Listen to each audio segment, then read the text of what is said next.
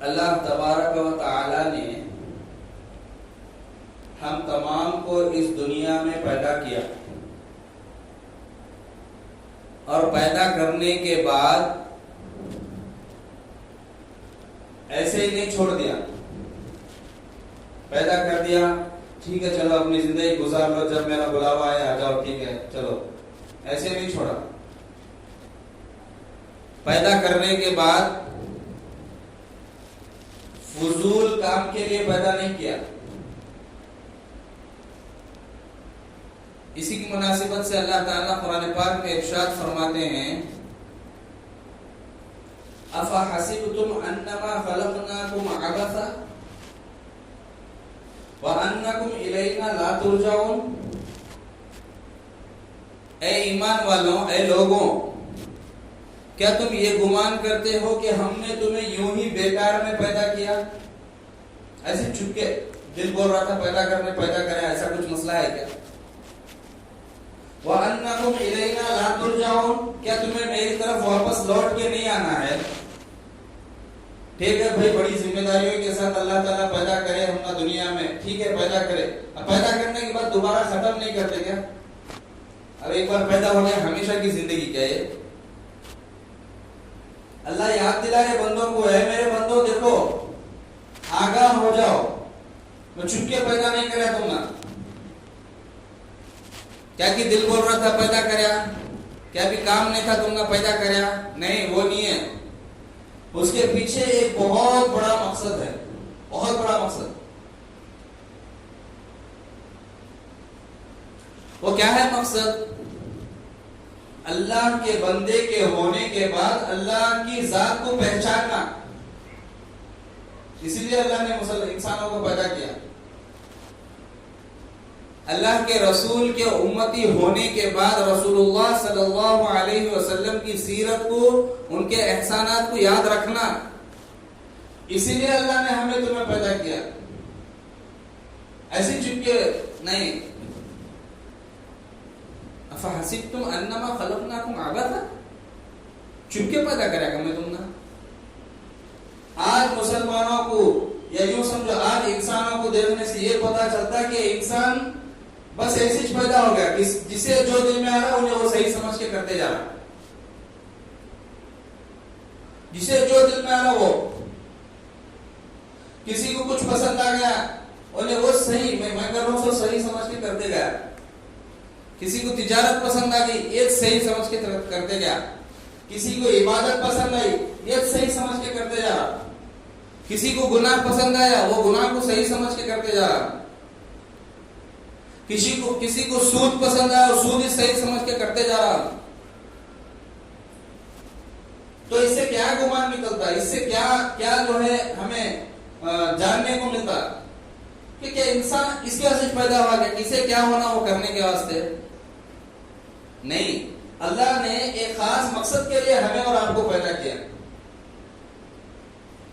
وہ مقصد کیا ہے؟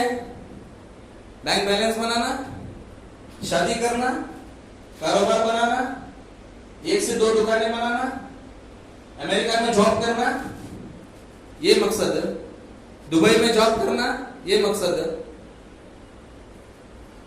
آئی فون خریدنا, لیمبورگینی کار خریدنا, انسٹاگرام میں 1 ملین سے زیادہ فالوورز ہو جانا, یہ مقصد ہے. کسے کیا صحیح سمجھ رہا انہیں وہ صحیح سمجھ کے کر رہا. سوشل میڈیا پہ جو ایکٹیو ہے انہیں سمجھ رہا میرے انسٹاگرام میں جب 1 ملین فالوور آتے ہیں میں کامیاب زندگی میں. جو گناہ کرنے والا ہے انہیں یہ سوچ رہا میں گناہ کے اعلی درجے تک پہنچ گیا تو میں کامیاب, یہ سمجھ رہا. نماز پڑھنے والا نمازی بھی یہ سمجھ رہا میری 5 نمازیں پورے ہو رہی نہیں میں کامیاب. جسے جس حد تک جو کامیابی دکھ رہی انہیں وہ کامیابی سمجھ رہا. کیا اسی لیے اللہ پیدا کرے جسے جو سمجھ میں آئے وہ صحیح سمجھ کے کرو؟ نہیں. پیدا کرنے کے ساتھ ساتھ اللہ نے پیدا کرنے کے بعد کیا کرنا وہ ساری چیزیں بھی بتایا. اللہ صرف پیدا کر کے چھوڑ دیا نہیں, یہ کرو, یہ نکو کرو, یہ کرنے سے فائدہ ہے, یہ کرنے سے نقصان ہے, یہ کرنا زیادہ فائدہ ہے, یہ کرنا بہت زیادہ کم, یہ زیادہ نقصان ہے. ہر چیز بتا کے اللہ تعالیٰ دنیا میں بھیجے.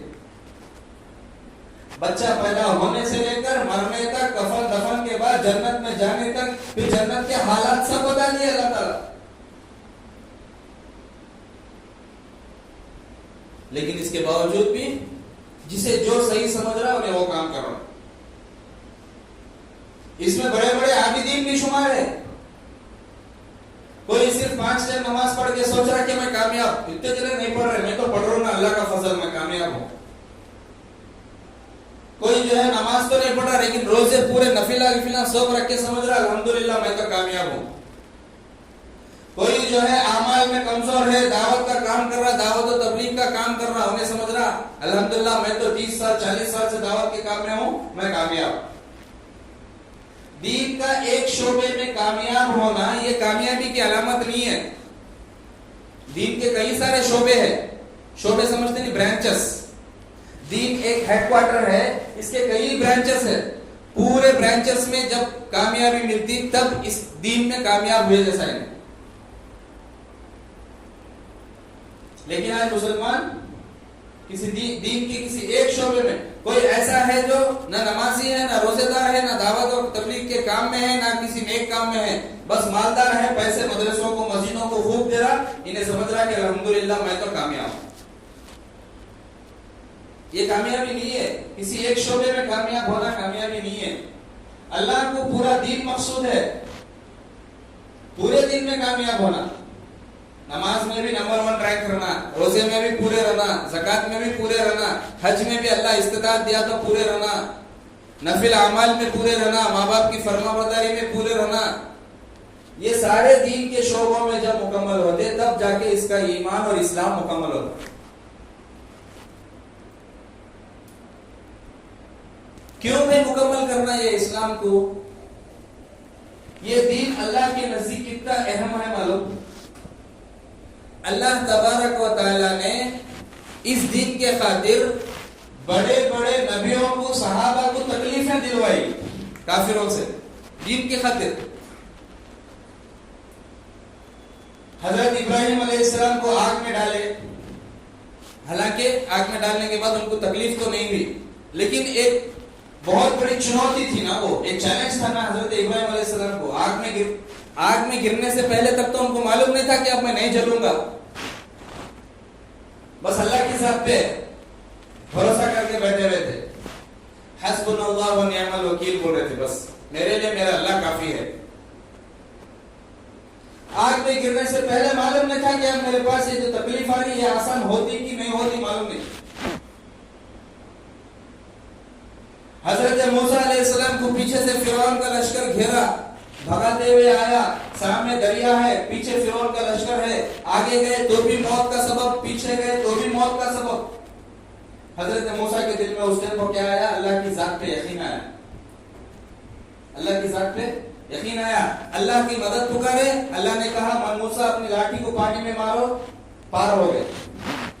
لیکن ایک سیکنڈ کے واسطے جب جیسے ہی سامنے دریا دکھی, ایک سیکنڈ کے واسطے تھوڑی ہچکچاہٹ تو آئی رہیں گی نا دل میں, اب کیا کرنا, بس سامنے دریا, پیچھے فرعون. پیغمبر کو تکلیف ہوئی, کئی کو بھاگ رہے تھے حضرت موسیٰ علیہ السلام, فرعون کا ان کا کیا تو پراپرٹی کے جھگڑے تھے. کئی کو بھاگ رہے تھے حضرت موسیٰ علیہ السلام, کیا تو ادھر پانی تھا ان کو دین کی خاطر, اللہ کی ذات کی خاطر, دین اسلام کی خاطر. اللہ تبارک و تعالیٰ نے نبیوں کو, صحابہ کو تکلیفیں دلوائی کافروں سے. کیوں؟ دین کے واسطے. تو سوچو یہ دین کتنا اہم رہے گا اللہ کے واسطے, اللہ کے نزدیک. سوچو سب سے زیادہ محبت اللہ تعالیٰ کس سے کرتے ہیں؟ اپنے نبی صلی اللہ علیہ وسلم سے نا. ہمارے اور آپ کے نبی آخری محمد رسول اللہ صلی اللہ علیہ وسلم, ان سے نا ساری کائنات میں سب سے زیادہ محبت کرتے. لیکن اس دین کے لیے ہمارے نبی صلی اللہ علیہ وسلم کو بھی تکلیفیں دی گئی. تو سوچو یہ دین کتنا محبوب رہے گا اللہ کے نزدیک. اپنی محبوب چیز کو بھی بندہ چھوڑ دے رہا یا اسے تکلیف دلا رہا, تو وہ چیز کتنی محبوب رہے گی جس کی وجہ سے اپنی محبوب کو تکلیف دے رہا ہے. ہو سکتی ہوتی نا بھائی, وہ چیز جب اس کی نظر میں اس سے زیادہ اہم ہوگی تبھی تو انہیں اسے تکلیف دے گا. کوئی بچہ جو ہے बचपन से लेके बड़े होने तक, जवान होने तक माँ से मोहब्बत करता, माँ के लिए सब कुछ छोड़ने, सब कुछ करने तैयार रहता है, सबसे झगड़ लेता है। लेकिन जवान होने के बाद चंद पैसों के वास्ते या किसी गैर महरम के वास्ते माँ को लात मारता, माँ को मारता, माँ को गालियां देता है। तो इसका क्या मतलब? अब तक इसे माँ महबूब थी, अब ऐसा नहीं कि माँ की अजमत इसकी नजर से गिर गई, बल्कि माँ से भी अहम चीज है समझता उन्हें आगे वाले को। वो जो माल उसे मिला वो माल को, और जो गैर महरम मिली वो गैर महरम को माँ से भी अहम समझ रहा है। बिल्कुल यही मिसाल अल्लाह ताला की। यहां तक के अल्लाह के नबी सल्लल्लाहु अलैहि वसल्लम से सबसे ज्यादा मोहब्बत करते अल्लाह ताला, लेकिन सारे नबियों में सबसे ज्यादा तकलीफ भी हुजूर सल्लल्लाहु अलैहि वसल्लम को हुई, क्योंकि जो चीज जितनी महबूब रहती उसे उसके अपने दीन के वास्ते अल्लाह ताला ज्यादा तकलीफा देखो दिखाए। क्या ऐ मेरे बंदो, जान लो कि मेरे नबी जैसी महबूब चीज भी इस दीन के सामने तकलीफें झेली, तुम्हें भी तकलीफें झेलना पड़ता आगे जाकर, तकलीफें झेलना पड़ता आगे जाकर। तो ये दीन कितना अहम रहेगा अल्लाह के नजदीक। सहाबा को कैसे तकलीफें दिए, हजरत बिलाल को कैसे तकलीफें दिए, हजरत खब्बाब रज़ी अल्लाह अन्हु को कैसे तकलीफें दिए, हजरत यासर को कैसे तकलीफें दिए, हजरत सुमैया को कैसे तकलीफें दिए। हजरत सुमैया को एक टांग को एक ऊंट बंधे, दूसरी टांग को दूसरी ऊंट बंध के खींचे उनको, सोचो क्या हालत हुई रहेगी। ऐसी तकलीफ किसके वास्ते हुई? वो जो खींचने वाला था क्या पूछ रहा था, उनके खेता पूछ रहा था, क्या उनका मुतालबा क्या था? दीन को छोड़ दो, दीन का नाम नहीं लेना, बाकी क्या कर रहे तुम्हें? प्रॉपर्टी होना हम ना पूछो, माल होना हम ना पूछो, इज्जत होना पूछो, शोहरत होना पूछो, दीन की बात नहीं करना। ऐसी तकलीफों से ये दीन हमारे तुम्हारे तक पहुंचा सो। ये दीन इस्लाम जो है ना, ऐसा नहीं कि हमें मुसलमानों के पेट से पैदा हुए, फिर हमारे परदादा, फिर हमारे दादा, फिर हमारे अब्बा, फिर हमें अब आगे जाके हमारी नस्लों में ऐसा दीन चलते रहता। ऐसा दीन नहीं पहुंचा हमारे तक। ये कई सहाबियों की कुर्बानियों के बाद, कई वलियों की कुर्बानियों के बाद, कई ताबईन की शहादत के बाद, कई तबे ताबईन की शहादत के बाद ये दीन हमारे तुम्हारे तक पहुंचा। आज ऐसे कीमती दीन को हमें क्या समझ रहे? जैसा दूसरे मजहब है वैसा भी उन्होंने भी वार में एक बार पूजा पाठ कर लेते, हमें भी वार में एक बार नमाज पढ़ लेते ना, क्या नहीं पढ़ रहे क्या हम? ऐसा दीन नहीं है हमारा, रिवाजी दीन नहीं है हमारा। कौन क्या करा, देखा देखी चूल्हा फूकी बोलते नहीं, वैसा दीन नहीं है हमारा। देख दिखा के करने का दीन नहीं है।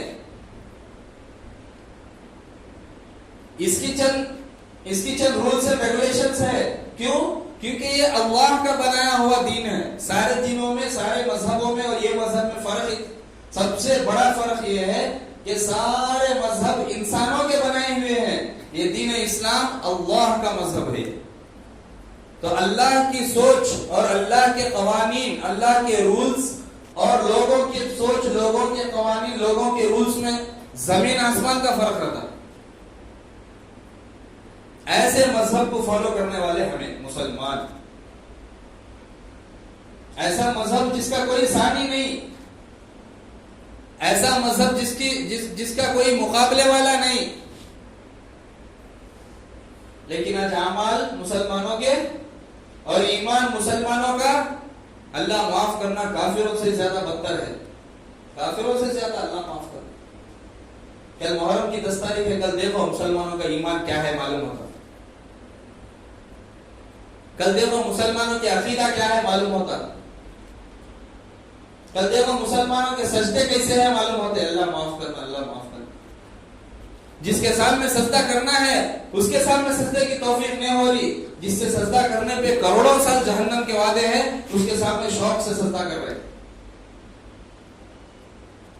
हालांकि ये दीन हमारे तक कुर्बानियों से पहुंचा, ऐसे चुके नहीं पहुंचा। पैदा करने के बाद अल्लाह हमने एक मकसद दिया दुनिया में आने का कि मैं तुमने पैदा कराया हूं। पैदा करने के बाद ये नहीं कि बस पैदा कर दिए छोड़ दिए जो चाहे कर लो, नहीं। ये काम करना, ये काम नहीं करना। شریعت کے چند حدود چند حجت بتائے. کیا ہے شریعت کے حجت؟